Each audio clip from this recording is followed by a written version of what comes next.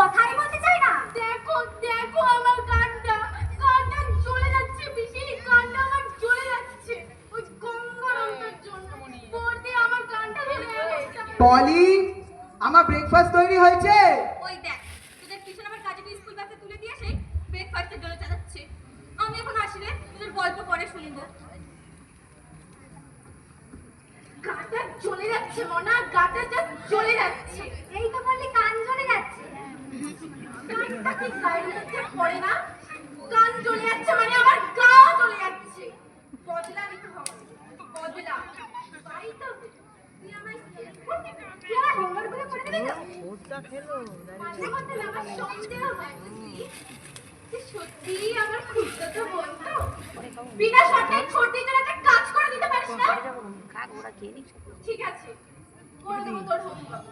কিন্তু এখন কি করবি? কি করে গঙ্গারামটাকে ডাউন করবো? পলি, আমার জামাটা ইস্ত্রি হয়েছে। হ্যাঁ হ্যাঁ হয়ে গেছে। গঙ্গারাম, গঙ্গারাম, তোর দাদাবুর ইস্ত্রি করা জামাটা দিয়ে যা। ওই দেখ ছোড়দি, গঙ্গারামটা পিছনের জামাটা ইস্ত্রি করে নিয়ে যাচ্ছে। আইডিয়া, মাথায় একটা দারুণ বুদ্ধি এসছে। ছোট ছোট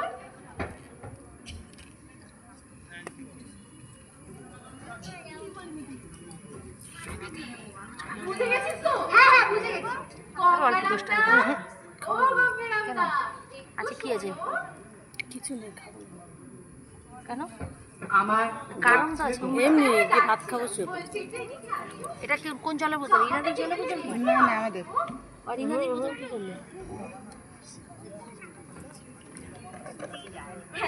বলছি ওই যে তাল গাছটা দেখতে পাচ্ছ লম্বা করে? বন্টি কোথায় দেখো মাথার উপরে জানি একটা ঘরে গেল না পাখি পিছনে বসে কোথাও আছে। বসে নেই জানি না। ঘরটা তোমার কি পাখি তালা মারা? এটা? তালা মারা না, ওই যে দরজা ওই লাগানো। পাখিটা দেখো। তারা তো ঘরে রয়েছে। লোহার দরজাটা। পাখিটা ওখানে যার সময় বসে তোমার মা আছে। তো ঢুকলো, তোমার মা আবার এসছে। দেখো তাল গাছ থেকে জানি না, পাখি আমার সঙ্গে কেউ বসে দেখা করে না, আমি তো বলতে যাই পারে না না আমার তো, ওটা তো টিয়া পাখি। হ্যাঁ আমাদের জিজ্ঞাসা করলে আমি ভাবো তো ওখানে এসছিল, এইখান থেকে মাঠ থেকেই দৌড়েছে। ওরা জামাটা পিছনকে দিয়ে।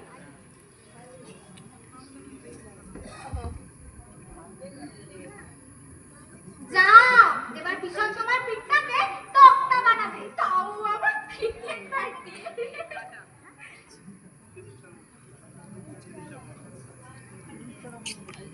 এই ছোড়দি, তুই অ্যাকশন হচ্ছে না কেন রে? দাঁড়া না, অধৈর্য হোস না।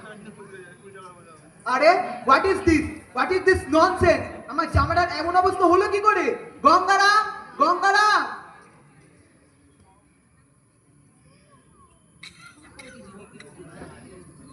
গঙ্গারাম, কি হয়েছে কিশোর? তুমি এত চিৎকার করছো কেন?